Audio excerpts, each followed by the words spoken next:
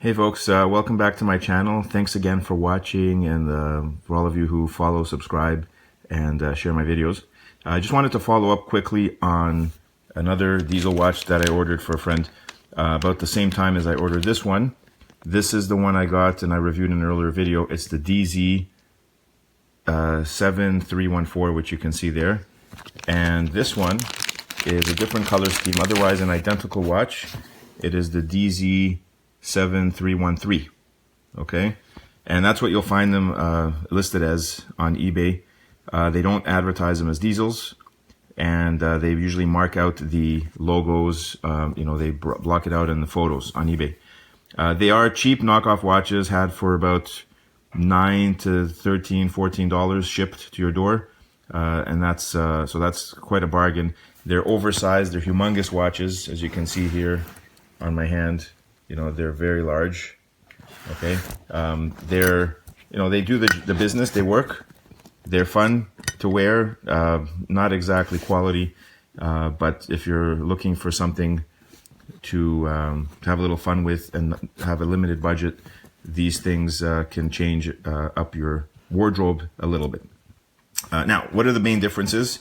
You'll notice both of them are pretty much identical watch faces. There's absolutely no difference except for the color scheme and some of the elements that are on the actual watch face. As far as these metal pieces that are plastered on, I'm going to go into that a little bit later in detail. But the otherwise, if we flip them over, you'll see both of them have these completely fake, not genuine leather straps, although they say genuine leather on them. The back of the watches have the same markings on them, both with the wrong spelling. See, Solios, the stainless steel, water resistant, 5-bar, 16S feet. Okay, same there. Solios, stainless steel, water resistant. So exactly the same markings, no difference there. Probably out of the exact same factory, but sold by various different eBay stores. Let's have a look more closely at this one. One of the things you'll notice, which you will not find on the other watch that I have, the other color, is that a lot of these elements on the side here and that circle, you can see that they're metal and they're glued on. I mean, they're still flat because in my previous video I showed you that the fake ones have no three-dimensionality to the face.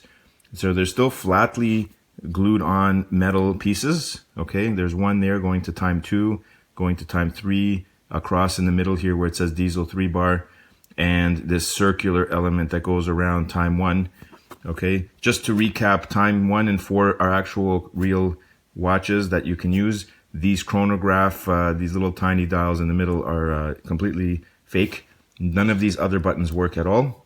Okay, the only thing you can use is this one on the side here, the big crown, to change the clock here.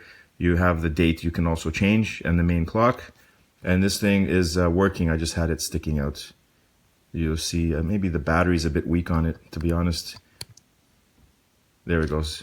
Okay. It's trying to turn. There we go. Okay. And here, that watch also works. Time 4 works. Okay. Otherwise, everything else is completely fake. But you'll notice on my other one that those extra additional elements are not in silver. Okay, they're in gray, and as such, they were just painted on the surface. They were not silver, like chromed elements that you see here that are glued on. Now, since the last video, I also have acquired these little macro lenses. You can see there. I hope you can see it. It says macro. So we're going to try this on, and we're going to have a really close look at the watches while we have it. Okay, so here we are close up, insanely close up. Not really much to see. I mean, the detail's not bad. Right, there's the time 4, and you can see these little dials printed on. There's diesel 3-bar. There's time 2, which I mentioned. Now, this watch has that silver plate that you can see in the middle there, glued on. And time 3, which is over here, you'll notice also has this silver plate glued on. And then there's DZ7314. You'll see here time 1 and the date and clock. The 3 chronographs, the hour, minutes, and second thing is completely fake. But you'll notice there's a silver band that circles all the way around the watch to the bottom. That's glued on.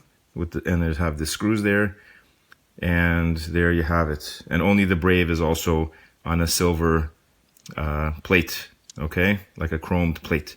If you look in contrast to my other watch, because of it's supposed to be gray, those are all left out. So you don't have that nice touch on time 2 of that silver plate running along the middle there, okay?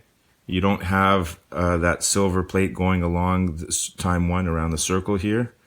And you also don't have it on time 3 going across.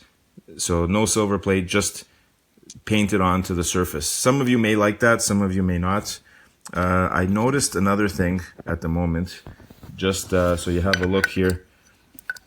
Or actually, no, it's the same. The chronograph dials are all facing up on both watches, so they're exactly the same. And everything is otherwise identical. It looks like all the wheels are painted on exactly the same orientation as well. All right.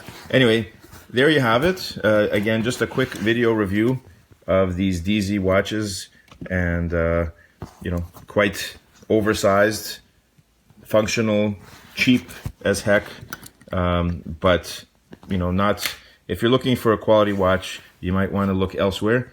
I would actually recommend, if you're going to spend in that range, you know, for money to get something that's actually decent, I wouldn't spend it on these. For only a little bit more, maybe $15 to $20, you'll be able to get some kind of a Jaragar watch. Jaragar released a few watches. I did a few videos recently. This thing is 16 US, you know, not much more. If in fact, sometimes equivalent, depending on which eBay seller you buy the diesel from.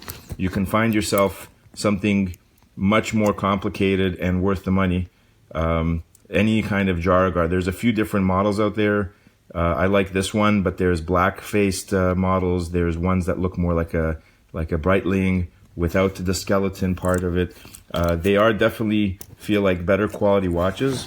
As a comparison, you can see the size difference on the diesel. The diesels are just humongous, and so if you like that style, you know, you're going to go for the diesel just to get the biggest possible face you can get. And it's you know, about the same thickness here. Actually, the diesel's a bit thicker as well, or maybe not. They're close. They're close. But as far as the weight goes, you know, this one and this one are close as far as weight. They're still lighter than the authentic watch, but I think this one is heavier because it has a thicker piece of glass. As you can see there, it's quite a thick glass. Okay, and you'll notice that this still doesn't have, you know, the dials, you know, are really just the regular time here with seconds. There's no other functionality here. You know, basically the same. This has no other functionality. This doesn't have a date included, but as well, for about under 20 or close to 20, you can get a Jaragar model with a date. So this is a lot more complicated as well. It's automatic. You can see there's a lot more going on in this. I think better quality for that cheap level than the diesel. So it's really all about the look that you're going for. But price-wise, you can get quite a range of watches for under 20 now, shipped to your door, that are quite decent. Now, just since we're here anyway, and I have my macro lens, I'm going to have a quick look at the Jaragar under microscope, or the macro. So you can see there. Now, there are unfortunately some defects out of the factory. For example, you can see there's like a hair or something over there in the corner. That line between around the 27 mark or so. That's kind of annoying. If you look around the face, okay, so that's the watch there. The writing is nice and crisp and clear, but when they got over here, you see where it says next to the 1.1 and the 8 in the middle of the screen there, that's supposed to be 95. Okay, if I turn this, you'll see it says 100. So the second hand right now is passing 100. Okay, and then it's going, and it's supposed to be passing 95, but a piece of the ink has chipped off the 9. So it looks like a weird 55. Just so you know, that's what it's supposed to be. And you can see the watch working in there, the mechanical components. and that second little tiny second display is basically just going around the same speed as the second hand. It doesn't show anything or have any function. And there's the spring, the main spring in there, which you can see is fairly unwound. When you wind it, that gap towards the center tightens up, and you end up with a gap towards the outside. So this watch will probably need some winding very soon.